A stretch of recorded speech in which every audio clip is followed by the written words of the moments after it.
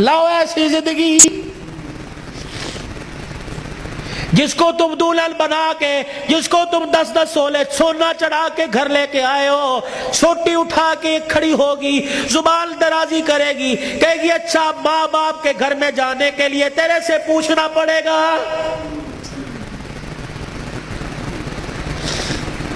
اے علی رضی اللہ عنہ اپنی بیوی فاطمہ سے کہہ دے تیری بغیر اجازت کے تیری بیوی کو گھر سے باہر کوڑا پھینکنے کی بھی اجازت نہیں ہے۔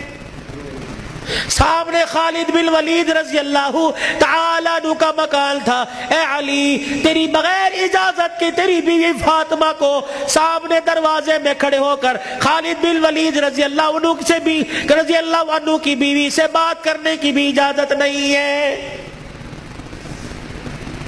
جب تمہارے نکلنے کی دیر ہوتی ہے تمہاری بیویوں کا پتہ ہی نہیں ہوتا کہاں ہے، کبھی کہیں بیٹھ کے تعویذ لا رہی ہے، کہیں فیصلہ آباد دوڑی ہوئی ہے، کبھی کسی کے ساتھ سارے میرے بھائی نے، کبھی کسی کے موٹر سائیکل پہ جا رہی ہے، کبھی کہیں یہ بھائی تو لے ڈوبے، اصل بھائیوں کو بھائی نہیں سمجھتی، محلے داروں کو بھائی سمجھی بیٹھی ہے۔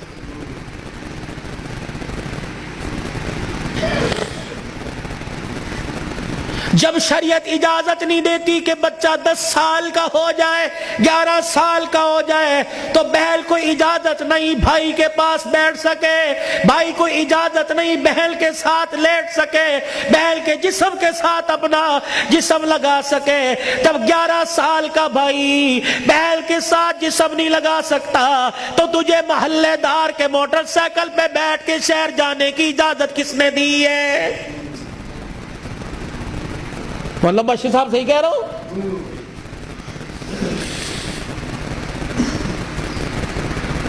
ابا جان ناراض نہ ہونا، نبی بھی نبی تھے، ہائے کہ میرے علی میں فرق ہی کوئی نہیں، علی کہاں میں کہاں، اب تجھے لے جانے کے لیے علی سے اجازت لینی پڑے گی۔ چپ کر کے گھر کے کونے میں بیٹھ گئے، کب آئے گا کب آئے گا کہاں؟ اتنی دیر میں سیدنا علی رضی اللہ عنہ نے گھر کے حجرے کا پردہ ہٹایا، ناک کی نتھے پھلائی۔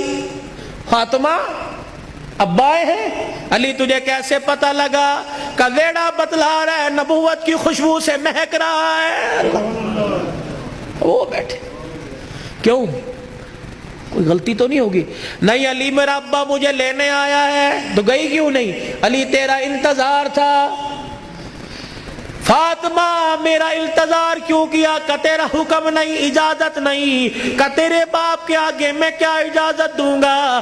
کہ علی بات اجازت کی نہیں، بات تیری مرضی کی نہیں، رب ذوالجلال کی قسم ہے اگر تیری اجازت کے بغیر آج چلی جاتی تو قیامت کی صبح تک میرے باپ کی نبوت والی پگڑی پہ لوگوں کی انگلیاں اٹھ جاتی۔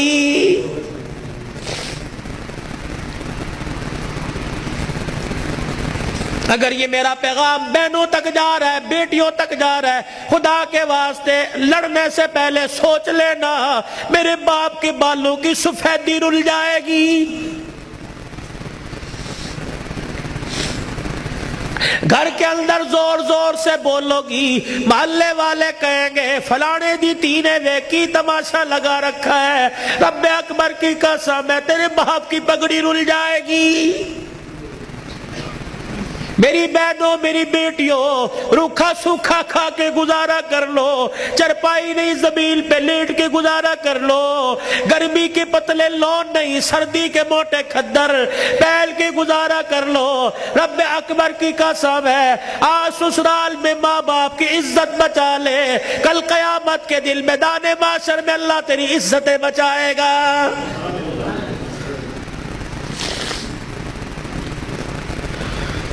علی رضی اللہ تعالیٰ عنہ کہنے لگے جلدی جا۔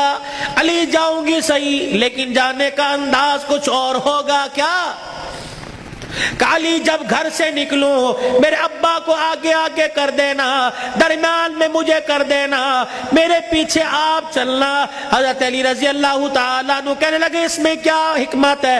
کہ علی جب باپ کے گھر پہنچوں گی، ابے کے گھر کی دہلیز پار کروں گی، اس وقت تجھے بتلاؤں گی۔ رحمت والا نبی گھر سے نکلے، جہاں حضور قدم رکھتے سیدہ فاطمہ الزہرا وہیں قدم رکھتی، اس کے اوپر حضرت علی قدم رکھ کے نشان مٹا دیتے۔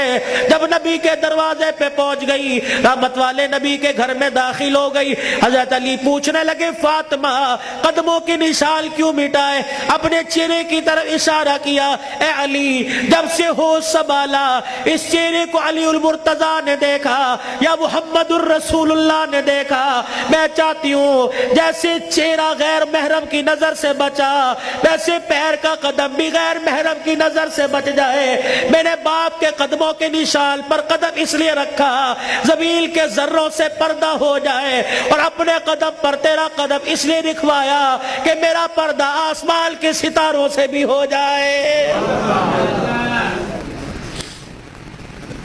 تو پھر ایسی گود کے اندر حسین نہ آتا تو کون آتا؟ ایسی گود کے اندر زینب نہ آتی تو کون آتی؟ ایسی گود کے اندر حسن محسن نہ آتے تو کون آتے؟